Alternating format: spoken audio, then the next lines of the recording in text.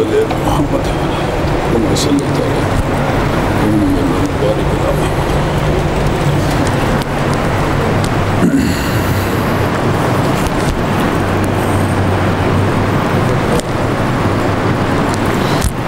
ان الحمد للہ نحمده ونستعینه ونستغفره ونؤمن به ونتوکل علیہ ونعوذ باللہ من شرور انفسنا ومن سیئات اعمالنا من يهده الله فلا مضل له ومن يضلله فلا هادي له واشهد ان لا اله الا الله واشهد ان محمدا عبده ورسوله اما بعد فان خير الحديث كتاب الله وخير الهدي هدي محمد صلى الله عليه وسلم وشر الامور محدثاتها وكل محدثة بدعة وكل بدعة ضلالة وكل ضلالة في النار اعوذ بالله من الشيطان الرجيم انما يريد الله ليذهب عنكم الرجس اهل البيت۔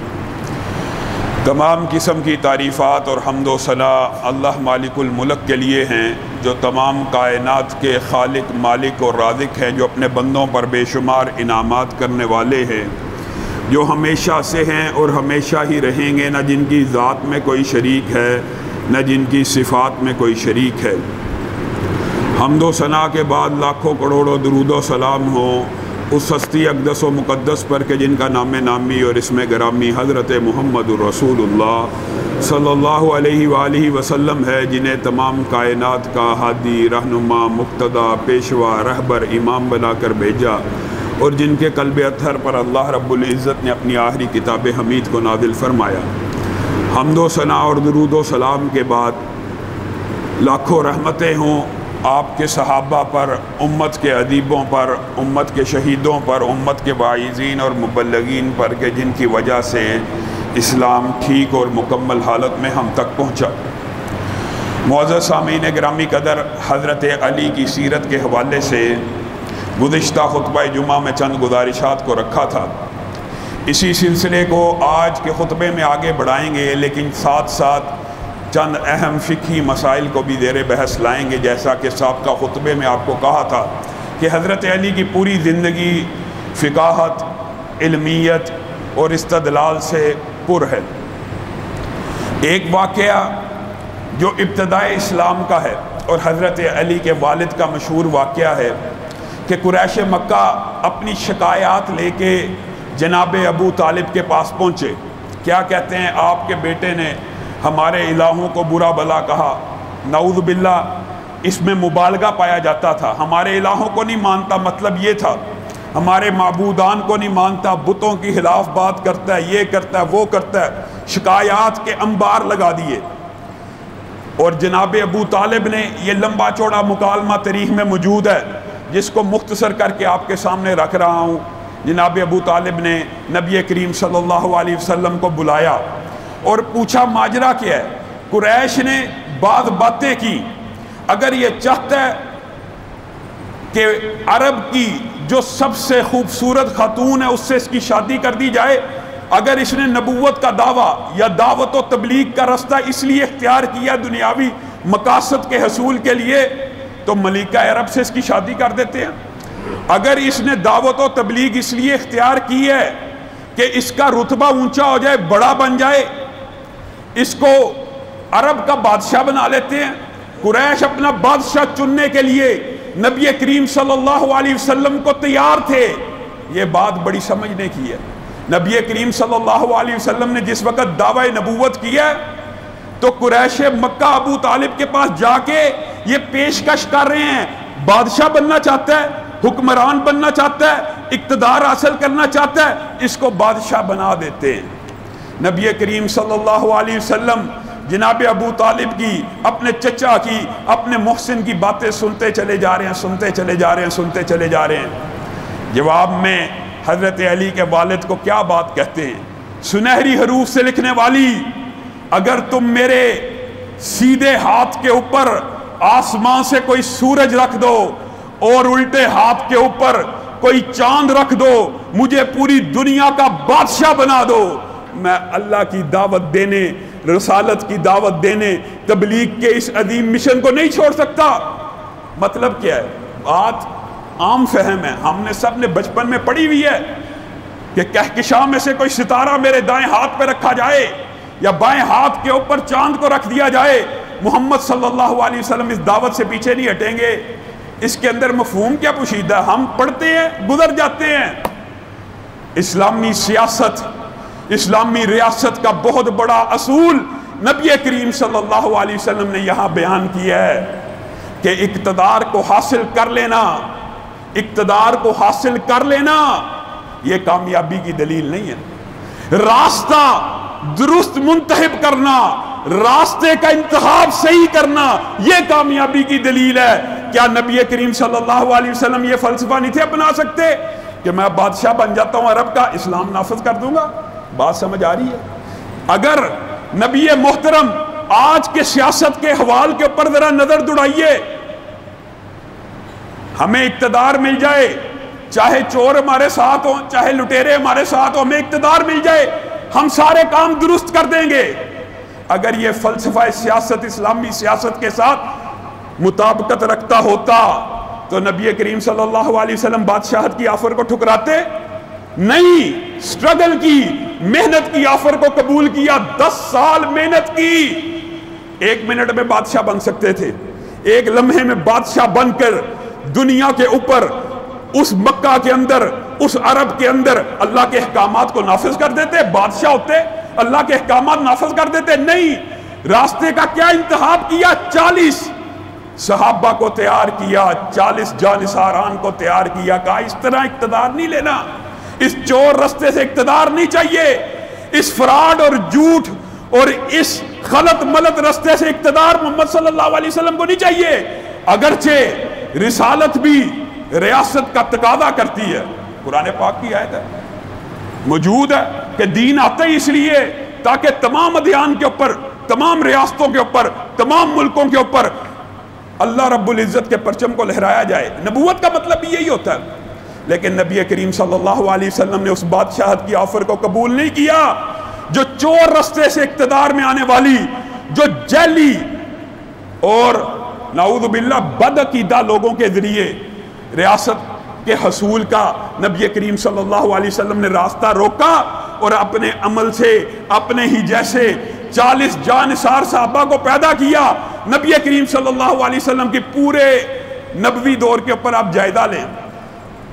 بعض لوگ سمجھتے ہیں کہ تبلیغ کا پروسیس سلو تھا، نہیں، 10 سال میں صرف 40 لوگ تیار کرنا سننے کو کہنے کو بہت سلو ہے، لیکن نبی کریم صلی اللہ علیہ وسلم نے ان 10 سالوں میں اپنے کردار کے ساتھ، اپنی ذات کے ساتھ ایسے 40 لوگ کلونڈ اگر کہا جائے تو بے جانا ہوگا، ایڈنٹیکل، ایک جیسے نظریات، ایک جیسی فکر کے حامل، ایک جیسی گفتگو کے حامل، ایک جیسے عقیدے کے حامل 40 لوگ جب تیار کیے، پھر اگلے 10 سالوں میں کیا ہوا؟ پھر اگلے 10 سالوں میں ان 40 لوگوں کی تیاری کا نتیجہ نکلتا ہے، ریاست بھی قائم ہوئی، دین بھی پھیلا، اقتدار بھی ملا۔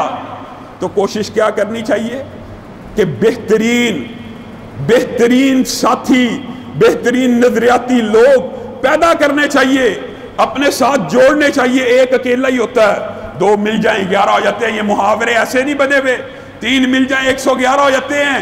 اس کی وجہ یہ ہوتی ہے جب ایک جیسا ایک بندہ اکیلا انفرادی تبلیغ کر رہا ہے، اسی جیسا دوسرا پیدا ہو گیا، تبلیغ ڈبل، اسی جیسا 4 پیدا ہو گئے ڈبل، اسی جیسے 8 پیدا ہو گئے ڈبل، تیزی سے پروسیس چلتا ہے۔ اس لیے ہم ذہن، ہم عقیدہ، صالح، متقی، جن کے عقیدوں میں کوئی جھول نہ ہو، لرزش نہ ہو، استقامت و صبر کے پہاڑ ہو، اس طرح کے ساتھی تیار کرنا اسلام کا مقصود و منظور ہے۔ اسلام کا مقصد یہ نہیں ہے کہ بس کسی بھی طریقے سے اقتدار کو حاصل کر لیا جائے اور پھر اسلامی شکوں کو نافذ کیا جائے، نہیں، جو راستہ اسلامی ریاست کے حصول کا ہونا چاہیے وہ بھی نبی کریم صلی اللہ علیہ وسلم کی سیرت سے واضح ہے۔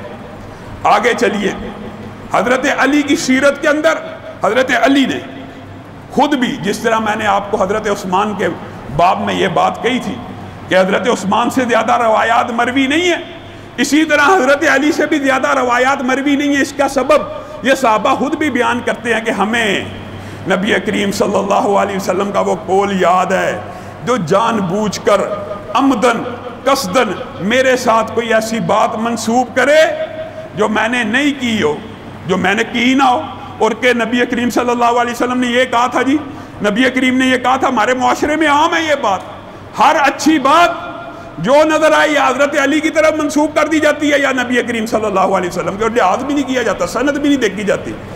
نیچے بعد لوگ تو اب حدیث نمبر بھی لکھ دیتے ہیں، اور ایسی ایسی من گڑت اور ضعیف روایات کو نعوذ باللہ نبی کریم کی طرف منسوب کیا جاتا ہے۔ حضرت علی خود بیان کرتے ہیں، اس لیے جب میں نبی کریم صلی اللہ علیہ وسلم کی طرف کوئی بات منسوب کیا کروں تو میں بہت احتیاط کرتا ہوں، اور سمجھ لیا کرو کہ میں نے بعین اسی طرح نبی کریم صلی اللہ علیہ وسلم سے یہ الفاظ سنے ہیں، کیونکہ نبی کریم صلی اللہ علیہ وسلم نے فرمایا ہے جو جان بوجھ کے مجھ پہ جھوٹ باندھے، صرف ایک قول منہ سے نکل جائے، اللہ رب العزت ہم سب کو معاف کرے، ہم کتنی بد احتیاطی کرتے ہیں، ایک قول منہ سے نکل جائے کہ نبی کریم نے یہ فرمایا اور نبی نے یہ فرمایا نہ ہو، نبی کریم صلی اللہ علیہ وسلم کا ارشاد عالی ہے وہ شخص اپنا ٹھکانہ جہنم میں بنا لے، اس شخص کا ٹھکانہ جہنم میں تیار ہو جاتا ہے جو نبی کریم کی طرف کوئی بات منسوب کرے اور وہ نبی کریم نے کی نہ ہو۔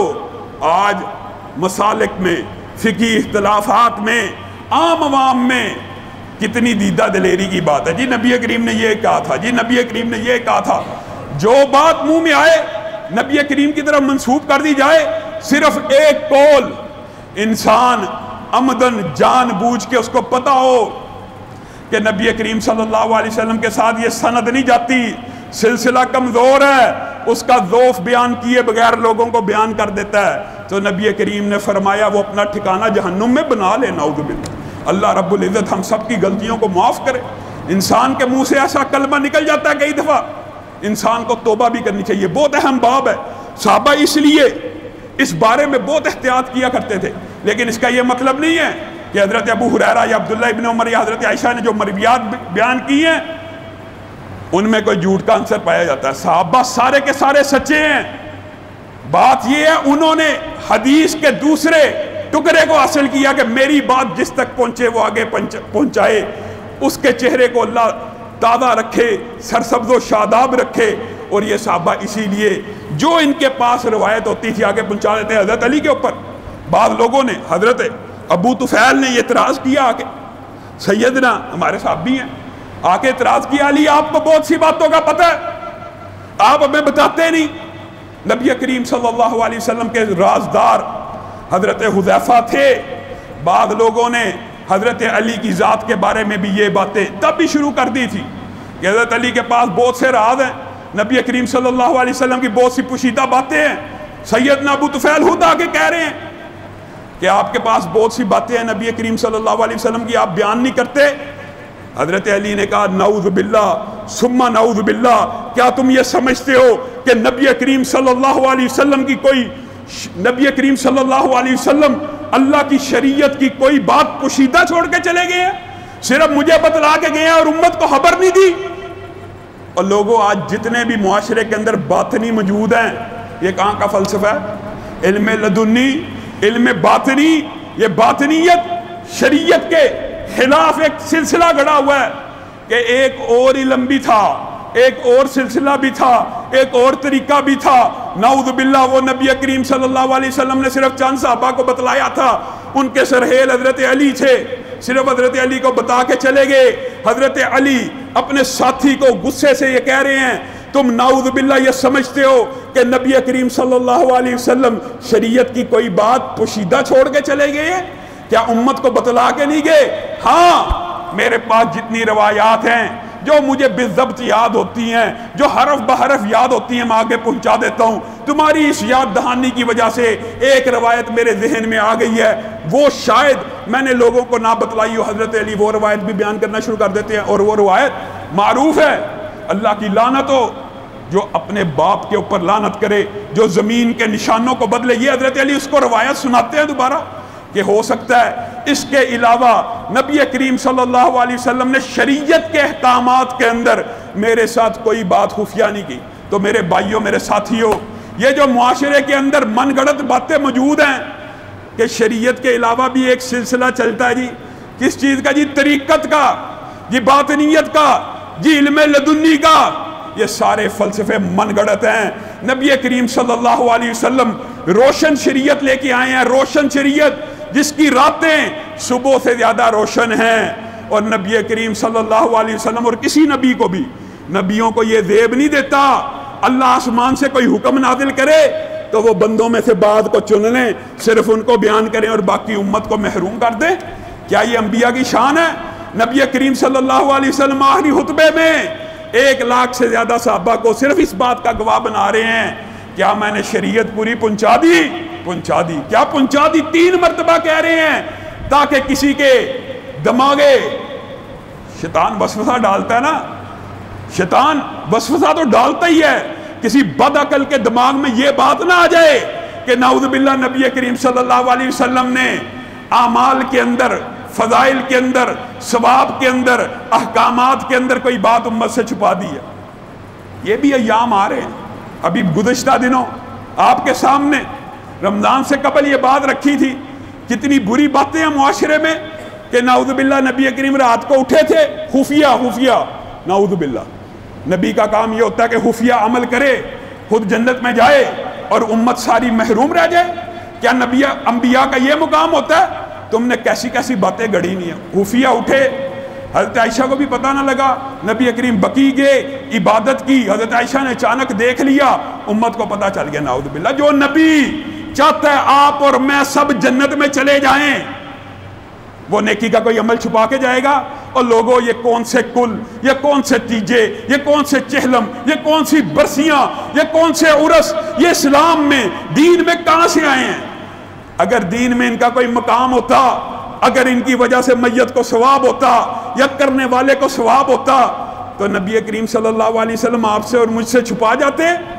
آج کوئی اٹھتا ہے مردی سے نیکی کا کام ایجاد کرتا ہے، گویا وہ یہ سمجھتا ہے نعوذ باللہ نبی کریم صلی اللہ علیہ وسلم نے شریعت میں خیانت کی ہے. کوئی چھوٹی نیکی چھوڑ گئے تھے بتانا، اس بد عقل کے اوپر وحی آئی ہے، اس کے اوپر وحی آئی ہے، لیکن اس کو وہی شیطان نے کی ہے کہ یہ نیکی کا کام ہے. نیکی کا ہر کام نازل ہوتا ہے، آسمان سے نازل ہوتا ہے، اس کے اوپر مہر ہوتی ہے، نبی کریم صلی اللہ علیہ وسلم کی ہوتی ہے. اور حضرت علی یہ باتیں بیان کرنے کے بعد ایسا نہیں کہ عامل نہیں ہے، اتباع کیسی ہے. حضرت علی کی سیرت میں شجاعت و بہادری کے بھی بے شمار مقامات ہیں، انشاءاللہ آئندہ آنے والے خطبات میں ان کو بھی ڈسکس کرتے جائیں گے. لیکن حضرت علی کی بات آئی ہے تو اتباع کیسی ہے. حضرت علی سواری پہ چڑھے، رسول اللہ صلی اللہ علیہ وسلم جس بندے کا نظریہ یہ ہو کہ رسول کی بات ہی دین ہے، رسول کا عمل ہی دین ہے، رسول کا قول ہی دین ہے، رسول کی خاموشی بھی دین ہوتی ہے. رسول اللہ صلی اللہ علیہ وسلم کسی کو کوئی عمل کرتا دیکھ لیں، خاموش رہیں، وہ بھی شریعت بن جاتی ہے. لوگوں اتنا عمدہ نبی ہو اور پھر انسان اس نبی کی بات کو چھوڑ کر کسی امتی کی بات کے پیچھے چل پڑے. یہ بدقسمتی ہماری ہے، یہ بد عقلی ہماری ہے، اس کے اندر کمزوری ہماری ہے. حضرت علی اور صحابہ کا جو مقام ہے اس کی ایک وجہ یہ ہے، اللہ کی قسم نبی کریم صلی اللہ علیہ وسلم نے، آج محرم کے ایام شروع ہو چکے ہیں، دل دکھتا ہے. نبی کریم صلی اللہ علیہ وسلم نے ویسے نہیں کہا کہ جو میرے صحابی کو برا بلا کہے اس کے اوپر تان کرے، اس کے اوپر اللہ، اس کے فرشتوں، جمین انسانیت، جمی مخلوق کی لعنت ہوتی ہے. کس وجہ سے؟ صحابہ نے نبی کی جو بات سنی، جیسے سنی من و ان، اسی طرح اسی انداز میں آگے پیش کر دی. صحابہ عادل ایسے تھے، صحابہ حافظ ایسے تھے، صحابہ ضبط کرنے والے ایسے تھے کہ نبی کا کوئی عمل امت سے پوشیدہ نہیں رہنے دیا. جس طرح نبی نے شریعت میں سے کوئی بات چھپائی نہیں، اسی طرح صحابہ نے بھی نبی کریم صلی اللہ علیہ وسلم کا کوئی عمل بتانا چھوڑا نہیں. کتنی کتنی عمدہ باتیں ہیں. یہ ایک لمبا چوڑا طویل باب ہے، بات آئی ہے تو کہہ دیتا ہوں. ایک صحابی نبی کریم صلی اللہ علیہ وسلم وفات پا چکے ہیں، ان کے جسد اطہر کے پاس آتا ہے، داڑھی کو ٹٹولتا ہے، سفید بال گلنا شروع کر دیتا ہے. لوگوں یہ صحابہ ہیں. صحابی پوچھتے ہیں کیوں گن رہے ہیں؟ کہا ایک وقت گزر جائے گا، کوئی بندہ یہ سوال کر سکتا ہے تمہاری نبی کی داڑھی میں کتنے سفید بال تھے؟ آج میں نے ان سفید بالوں کو گن لیا ہے. نبی کریم جب دنیا سے رخصت ہوئے ان کی داڑھی میں کل 19 بال سفید تھے. اور یہ صحابہ ہیں جنہوں نے نبی کریم صلی اللہ علیہ وسلم کے ہر عمل کی اور کروائی اللہ رب العزت نے ہے۔ اِنَّ عَلَيْنَا جَمْعَهُ وَقُرْآنَ کے بعد جو اللہ نے کہا ہے نا ثُمَّ إِنَّ عَلَيْنَا بَيَانًا، اس قرآن کا بیان ہماری ذمہ داری ہے۔ یہ ذمہ داری کیسے پوری ہو سکتی تھی؟ صحابہ اگر نبی کریم کے ہر عمل کو ریکارڈ کر لیتے، سیو کر لیتے، امت تک صحیح طریقے سے پہنچا دیتے۔ جن صحابہ نے نبی کے 19 بالوں کا تذکرہ نہیں چھوڑا، آج معاشرے میں نعوذ باللہ ان صحابہ کو طعن و تشنیع کا نشانہ بنایا جاتا ہے۔ شرم نہیں آتی؟ ضمیر کے اوپر کچوکے نہیں لگتے نبی کریم صلی اللہ علیہ وسلم کے جناب؟ نعوذ باللہ ازواج مطہرات بھی بری، نعوذ باللہ سسر بھی برے، نعوذ باللہ دماد بھی برے، پورا خاندان برا۔ یہ کہاں کا فلسفہ ہے؟ یہ کس نے کریٹ کیا ہے؟ یہ نبی کریم صلی اللہ علیہ وسلم کی ذات کی توہین ہے، بدترین توہین ہے کہ نبی کریم اپنے ارد گرد، اپنے خاندان، اپنے سسر، اپنی ازواج مطہرات کے لیے اگر رہنما نہیں ہے تو پھر کس کے لیے ہو سکتے ہیں؟ سارا فلسفہ امامیہ اس ایک بنیاد کے اوپر گھڑا گیا ہے، کریٹ کیا گیا ہے۔ صحابہ کو سب و شتم کا نشانہ اسی لیے بنایا جاتا ہے کہ پھر امامیہ سلسلے کو شروع کیا جائے۔ نعوذ باللہ ثم نعوذ باللہ۔ یہ موضوع طویل ہے لیکن چونکہ محرم کے ایام ہیں، بات آئی ہے تو انسان کے جذبات کی وجہ سے یہ بات نکل جاتی ہے۔ تم نے عقیدے کیا کیا گڑھے ہوئے ہیں؟ امام کے جہاں پہ میت ہو نا، امام کی قبر ہو، اس کے ارد گرد 40 گز کے اندر کوئی دفن ہو جائے، اس کے اوپر اللہ کا عذاب نہیں آتا۔ اور بدبخت ہو اور بدقسمت ہو، یہ تمہارا اپنا عقیدہ، اور جو نبی کے پہلو میں دفن ہو ان کو برا بلا کہتے ہو؟ شرم نہیں آتی؟ ان کے خلاف زبانوں کو دراز کرتے ہو۔ نبی کریم صلی اللہ علیہ وسلم نے کہا ہے، کس لیے کہا؟ اسی لیے کہا تھا کہ امت کے اندر یہ فتنے پیدا نہ ہو جائیں۔ آپ اور میں، صحیح حدیث آپ کے سامنے پہلے بھی رکھ چکا ہوں، آپ اور میں اٹھیں، ابھی ہم کیا کریں؟ پیسوں کا ڈھیر اکٹھا کرنا شروع کر دیں۔ کتنا؟ 9 کلومیٹر لمبا، احد پہاڑ جتنا چوڑا اونچا، اس کے اندر صرف پیسے ہوں، ڈالر ہوں، اللہ کی راہ میں خرچ کر دیں۔ نہیں، چاندی اکٹھی کرے اتنی لمبی چوڑی احد پہاڑ کے جتنی، اللہ کی راہ میں خرچ کرے۔ نہیں سونا کرے، نہیں ہیرے کرے۔ آپ اور میں اگر دنیا کی سب سے قیمتی دھات احد پہاڑ جتنی اللہ کی راہ میں خلوص نیت سے اللہ کو راضی کرنے کے لیے خرچ کر دے، نبی کریم کا ایک فرمان ہمارے لیے مشعل راہ ہے، تمہارا خرچ کیا گیا احد پہاڑ جتنا سونا، چاندی، ہیرے، جواہرات میرے ایک صحابی کے خرچ کرنے والے آدھی مٹھ جو کے برابر بھی نہیں ہے، آدھی مٹھ جو کے برابر بھی نہیں ہے۔ کس وجہ سے؟ یہ صحابہ کو اللہ رب العزت نے، نبی کریم نے یہ مقام دیا کہ انہوں نے نبی کے چہرے کو چوما، ان کی نگاہوں نے، ان کی نظروں نے آمنہ کے لال کا دیدار کیا ہے، اور آمنہ کے لال کے دیدار کرنے والی آنکھ پہ اللہ رب العزت نے جہنم کو حرام کر دیا ہے۔ حضرت علی بھی اسی اتباع کے جذبے کے ساتھ ہے، فرق نہیں ہے۔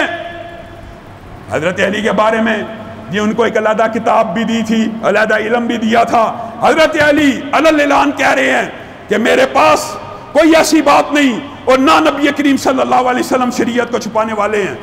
علی بتہ سواری پہ سوار ہوئے، سبحان الذی سخر لنا ھذا دعا پڑھی، اس کے بعد کہا لا الہ الا انت سبحانک، یہ پڑھا، اس کے بعد کہا اللہم اغفر لی، روایات میں مختلف الفاظ بھی موجود ہیں، اللہم اغفر لی، اللہ مجھے معاف کر۔ سواری پہ چڑھے، سواری کی دعا پڑھی اور لا الہ الا انت سبحانک پڑھنے کے بعد کہتے ہیں اللہم اغفر لی، اللہ مجھے معاف کر دے۔ بات یہاں تک ہوتی نا، اور صحابہ پوچھتے یہ عمل آپ نے کیوں کیا؟ ہم نے تو صرف سواری کی دعا سنی ہے، بات مکمل تھی۔ اللہم اغفر لی کہنے کے بعد مسکرانا شروع کر دیتے۔ صحابہ اب حیران ہوتے ہیں، آپ نے یہ کیا عمل کیا؟ کہا میں نبی کریم صلی اللہ علیہ وسلم کے ساتھ تھا۔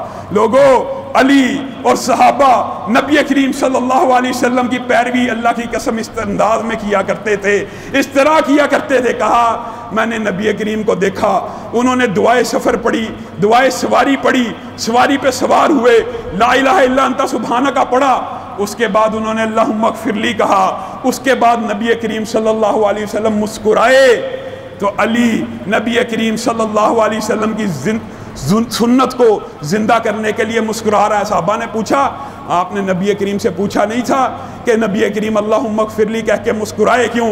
کہا علی کیسے غافل رہ سکتا تھا؟ علی نے اسی وقت نبی کریم سے پوچھا تھا، آقا آپ اللہم اغفر لی کہنے کے بعد کیوں مسکرائے ہیں؟ تو نبی کریم صلی اللہ علیہ وسلم نے علی کو مسکراتے ہوئے جواب دیا تھا، جب کوئی بندہ اللہم اغفر لی کہتا ہے، اللہ آسمان پہ مسکراتے ہیں۔ کس وجہ سے؟ کہتے ہیں یہ میرا بندہ ہے جس کو میں نے پیدا کیا ہے، جس نے مجھے دیکھا نہیں ہے، جس نے میرے بس ایک منادی کرنے والے کی ندا سنی ہے۔ کیا ندا سنی ہے؟ کہ اس کا ایک رب ہے جو بندوں کے گناہوں کو معاف کرتا ہے۔ صرف اتنی سی بات اللہ کہتا ہے، اور کہتا ہے اللہ رب العزت عرش کے اوپر خوش ہوتا ہے۔ جب کوئی بندہ کہتا ہے اللہم اغفر لی، اللہ کہتا ہے میرے بندے کو پتہ ہے ایک ایسا مالک ہے، ایک ایسی ذات ہے، ایک ایسی ہستی ہے جو اپنے بندوں کے گناہوں کو معاف کرتی ہے۔ حضرت علی اتباع میں ایسے ہیں، نبی کریم جہاں پہ مسکرا رہے ہیں حضرت علی وہاں پہ مسکرا رہے ہیں۔ اور صحابہ کے بارے میں آپ کو پتہ ہے نا کتنا عجیب و غریب واقعہ حضرت عبداللہ ابن عمر کا، دوران سفر بعض جگہ پہ بیٹھ جاتے تھے۔ صحابہ نے پوچھا یہ کیا کرتے ہیں؟ کہا جب میں سفر میں نبی کریم صلی اللہ علیہ وسلم کے ساتھ تھا، جب وہ مدینہ سے مکہ جا رہے تھے، نبی کریم اس جگہ پہ بیٹھے تھے، ایک جگہ پہ آگے پہنچے، بیت الخلاء کی طلب نہیں ہے، واش روم جانے کی حاجت نہیں ہے، لیکن ادھر بھی بیٹھ گئے۔ صحابہ نے کہا آپ اس انداز میں بیٹھے ہیں جس انداز میں انسان طہارت کرتا ہے۔ کہا اللہ کی قسم نبی کریم صلی اللہ علیہ وسلم کو اس مقام کے اوپر، اس جگہ کے اوپر طہارت کی حاجت ہوئی تھی، میں اس جگہ کے اوپر بھی بیٹھا کرتا ہوں۔ اور لوگوں صحابہ کا انداز نبی کریم صلی اللہ علیہ وسلم کے ساتھ یہ نہیں تھا جو میرا اور آپ کا ہے۔ نبی کی حدیث سنی، یار اچھا یہ حدیث تو ہے لیکن ہمارے مولوی نے یہ مسئلہ بیان کیا ہے، ہمارا امام یہ کہتا ہے۔ صحابہ نبی کریم کے پیچھے چل رہے ہوتے ہیں، نبی کریم نے ایک گھاٹی کو عبور کیا، اردو میں یوں سمجھ لے کہ نالی کو عبور کیا۔